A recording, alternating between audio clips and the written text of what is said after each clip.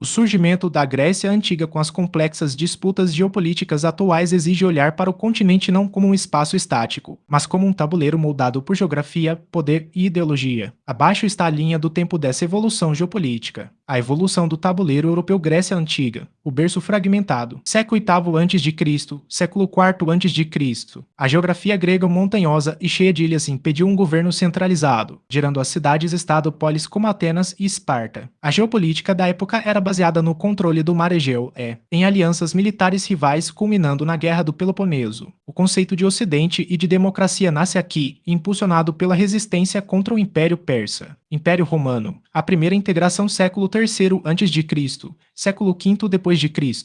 Roma unificou o continente ao transformar o Mediterrâneo no mar e mostrou o nosso mar. A geopolítica romana baseava-se em infraestrutura estradas, direito unificado e poder militar nas fronteiras limes ao longo dos rios Reno e Danúbio para conter os povos germânicos. Idade Média e fragmentação feudal século V ao XV. Com a queda de Roma, o poder colapsou em milhares de feudos. A Igreja Católica atuou como a única força geopolítica unificadora no Ocidente. O continente dividiu-se entre o Sacro Império Romano Germânico Centro, reinos periféricos o Império Bizantino Leste, que servia de barreira contra invasões orientais até cair em 1453. Estados nacionais, equilíbrio de poder. Século XVI ao XIX, o Tratado de Westfália 1648 inaugurou a geopolítica moderna. Nascem os Estados-nações soberanos com fronteiras definidas. A regra de ouro passou a ser o equilíbrio de poder. Nenhuma única potência, fosse a Espanha, a França de Napoleão ou o Império Britânico, poderia dominar o continente inteiramente. As disputas se expandiram globalmente com o colonialismo, as guerras mundiais e a divisão ideológica 1914.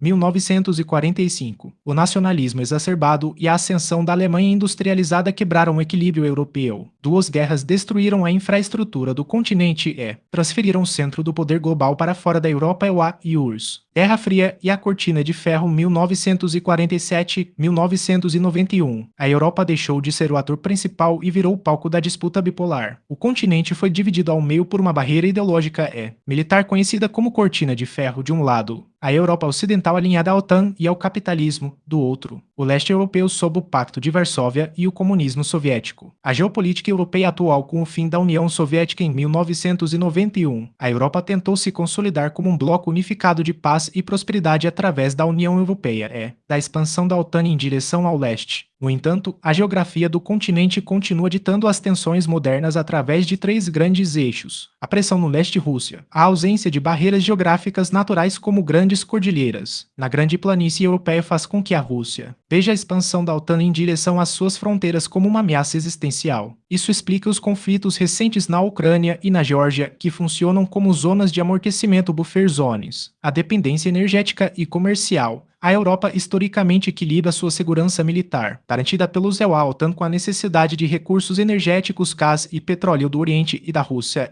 rotas comerciais seguras rumo à Ásia, fragmentação interna. O bloco enfrenta dilemas de soberania nacional versus decisões centralizadas em Bruxelas, além de divisões econômicas entre o norte industrializado liderado por Alemanha e França o sul-leste do continente. A grande ironia da geopolítica europeia é que ela começou fragmentada na Grécia Antiga, buscou a união total com Roma e, hoje, tenta manter uma união política e econômica sem apagar as soberanias nacionais de suas fronteiras históricas.